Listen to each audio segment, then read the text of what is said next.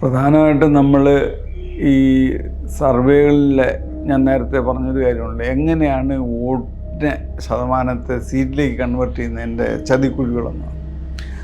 യഥാർത്ഥത്തിൽ ഈ കേരളത്തിൽ എടുത്തു നോക്കിയാൽ 3 ഘടകങ്ങളാണ്, 3 ഏകകങ്ങളാണ് ഒരു തെരഞ്ഞെടുപ്പിൻ്റെ ഗതിവേദികളെ നിയന്ത്രിക്കുന്നത്. ഒന്ന് സ്വിംഗ്, അതായത് വ്യതിയാനം. കഴിഞ്ഞ തെരഞ്ഞെടുപ്പിൽ നിന്ന് LDF നിന്ന് എത്ര വോട്ട് UDF മാറി, അല്ലെങ്കിൽ UDF നിന്ന് എത്ര LDF മാറി, അല്ലെങ്കിൽ ഇവർ രണ്ടിൽ നിന്ന് എത്ര NDA പോയി. ഇതാണ് വ്യതിയാനം അല്ലെങ്കിൽ സ്വിംഗ് എന്ന് പറയുന്നത്. രണ്ടാമത്തെ ഒരു ഫാക്ടർ വർക്ക് ചെയ്തിട്ടുണ്ട്, സ്പ്ലിറ്റ് എന്ന് പറയുന്നൊരു ഫാക്ടർ. അതായത് ഈ സ്പ്ലിറ്റ് എന്ന് പറയുന്ന ഫാക്ടർ, ഒരാൾ ഫ്രണ്ട് റണ്ണറാണ്, വിജയിക്കാനുള്ള സാധ്യതയുള്ള ആൾ. 100 പേരുള്ള ഒരു കോൺസ്റ്റിറ്റ്യുവൻസി ആണെങ്കിൽ 100 പേർക്കും ഏതാണ്ട് 33 വോട്ട് വീതമാണെങ്കിൽ 3 പേർക്കും തുല്യ സാധ്യതയാണ് വിജയിക്കാനുള്ളത്. അല്ല, 34 വോട്ട് കിട്ടുന്ന ആൾക്ക് പൂർണ്ണമായും വിജയസാധ്യതയുണ്ട്, മറ്റു 33 പേര് അതിനകത്ത് ഓടി അടുത്തെത്തിയത്.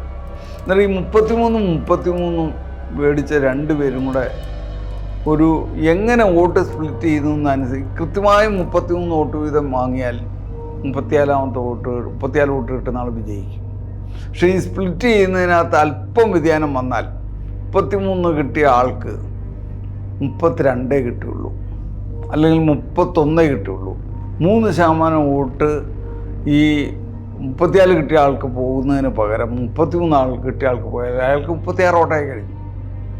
ഈ സ്പ്ലിറ്റ് ഫാക്ടർ എങ്ങോട്ടാണോ ഷിഫ്റ്റ് ചെയ്യുന്നത് അനുസരിച്ചിട്ട് ഈ സ്വിങ്ങിന് വിപരീതമായി ഈ സ്പ്ലിറ്റ് ഫാക്ടർ അനുസരിച്ചിട്ട് വോട്ട് മാറുന്നതനുസരിച്ച് അപ്രതീക്ഷിതമായി ഈ 2 പ്രതിപക്ഷത്തിലുള്ള ഏതെങ്കിലും ഒരു മുന്നണിക്ക് വിജയിച്ചു വരാൻ കഴിയും. അതാണ് സ്പ്ലിറ്റ് ഫാക്ടർ എന്ന് പറയുന്നത്. ഇതിനെ കുറേ കൂടെ വ്യക്തമാക്കുന്ന ഒരു ഏകമുണ്ട്, പ്രതിപക്ഷ ഐക്യസൂചി എന്ന് പറയുന്നത്. പ്രതിപക്ഷ ഐക്യസൂചി എന്ന് പറയുന്നത് പ്രതിപക്ഷത്തിൻ്റെ മുഖ്യ പ്രതിപക്ഷ പാർട്ടിയുടെ വോട്ടിനെ എല്ലാ പ്രതിപക്ഷ പാർട്ടികളുടെയും വോട്ട് കൊണ്ട് ഡിവൈഡ് ചെയ്യുന്ന ഏകത്തിനാണ് നമ്മൾ ഈ പ്രതിപക്ഷ ഐക്യസൂചി. ഒന്നാണെങ്കിൽ പ്രതിപക്ഷ ഐക്യസൂചി നേരിട്ട് 2 പേരും കൂടെ മത്സരിക്കുന്ന പ്രതീതി ഉണ്ടാവും. എന്ന് പറഞ്ഞാൽ ഒരാൾ തീരെ ദുർബലനാണ്. പ്രതിപക്ഷ ഐക്യസൂചിക 90 വരെയൊക്കെ ആണെന്നുണ്ടെങ്കിൽ, അല്ലെങ്കിൽ 0.9 ആണെന്നുണ്ടെങ്കിൽ അവിടെ 50% ആണെങ്കിൽ ഒരു കാരണവശാലും 2 പേരും കൊണ്ട് വിചാരിച്ചാലും മറ്റേ തോൽപ്പിക്കാൻ കഴിയില്ല. അങ്ങനെ ആണ് IOU അല്ലെങ്കിൽ ഇൻഡെക്സ് ഓഫ് ഈ 3 എണ്ണത്തിനെയും കൂടെ സംയോജിപ്പിച്ചിട്ട് എന്താണ് അവിടുത്തെ ഒരു പെൻഡുലം എഫക്റ്റാണ് ഇതിന്. അതായത് 3 ഫോഴ്സസ് തമ്മിൽ ആക്ട് ചെയ്യുന്നതിൻ്റെ ആക്ച്വൽ ഇക്വിലിബ്രിയത്തിലായിരിക്കും വിജയസാധ്യത സ്ഥാനാർത്ഥിയുടെ. ഈ വിജയസാധ്യത കണ്ടെത്തുന്നതിലാണ് അതിൻ്റെ ഒരു തിട്ടപ്പെടുത്തുന്നതാണ് യഥാർത്ഥ പ്രിഡിക്ഷൻ സയൻസ് എന്ന് പറയുന്നത്. നമ്മുടെ പല അസ്ട്രോളജിസ്റ്റുകളും ഈ സയൻസ് പൂർണ്ണമായും പറയുന്നത് വെറും പേഴ്സൻറ്റിൽ, അതായത് ഓരോരുത്തർക്ക് 2 പേർക്ക് സർവേ നടത്തിയപ്പം കിട്ടി, LDF 35 കിട്ടി, UDF 34 കിട്ടി, മറ്റേ ആൾക്ക് 32 കിട്ടി. പിന്നെ നമ്മൾ സ്വാഭാവികമായിട്ട് നമ്മൾ ഏറ്റവും കൂടി 8 ആൾ വിജയിക്കുന്നു നമ്മൾ പ്രവചിക്കും. പക്ഷേ അവിടെ കൊണ്ട് തീരുന്നില്ല കാര്യം.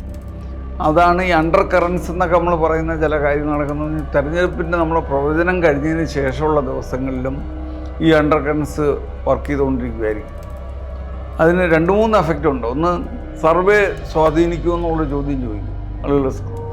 സർവേകളെല്ലാം പറഞ്ഞു, അതുകൊണ്ട് ജനങ്ങളെല്ലാം അതിന് 2 തരത്തിലാണ് ഇതിനെക്കുറിച്ച് പറയുന്നത്. അതിന് ഒന്ന് ബാൻഡ് വാഗൻ എഫക്റ്റ് എന്ന് പറയും. എല്ലാ സർവേകളും LDF അനുകൂലമായതുകൊണ്ട് ചിലപ്പോൾ LDF വിജയിക്കാനായിട്ട് ജനങ്ങളെല്ലാം മാനസികത. പക്ഷേ അത് പൂർണ്ണമായും ശരിയല്ല. There is another force working in it. Underdog effect എന്ന് പറഞ്ഞൊരു എഫക്റ്റ് ഉണ്ട്. അതായത് എല്ലാവരും അങ്ങനെ പറയുന്നെങ്കിലും എനിക്ക് തോന്നുന്നില്ല അവർ ജയിക്കുമെന്ന്. ഇത് ഒരു ശക്തമായൊരു വിഭാഗത്തിൽ തോന്നിക്കഴിഞ്ഞ് കഴിഞ്ഞാൽ ഇതിനെതിരായിട്ട് വർക്ക് ചെയ്യും.